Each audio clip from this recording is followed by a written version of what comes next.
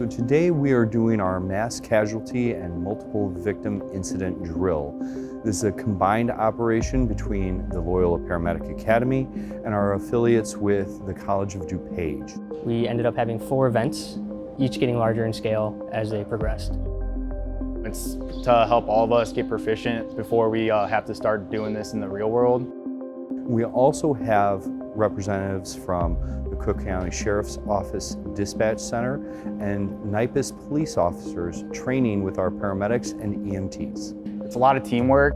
They try to make it as real as possible in a training environment, so it gets better understanding for how us as paramedics will conduct our jobs in the field.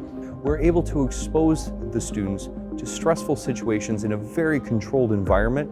The more realistic the training, the better the outcome for the students. So at first, I was very nervous, fidgety out there, not knowing what to do. By the end of it, I would have a victim come in and I would know the treatment to give them, know how to help them. We're lucky to have instructors that have been through scenarios like this and they can kind of talk through what their mindset is.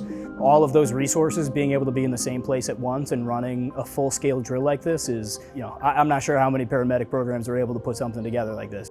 This is a great place to train just because we have so many resources available to us to be ready for these situations. It's one of the reasons I picked to rank Loyola very highly for residency.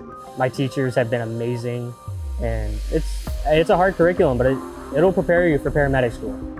More personnel are needed daily. We are seeing a huge shortage, and unfortunately, that puts a lot more strain on the various emergency response services within your own jurisdiction, within the town you live in.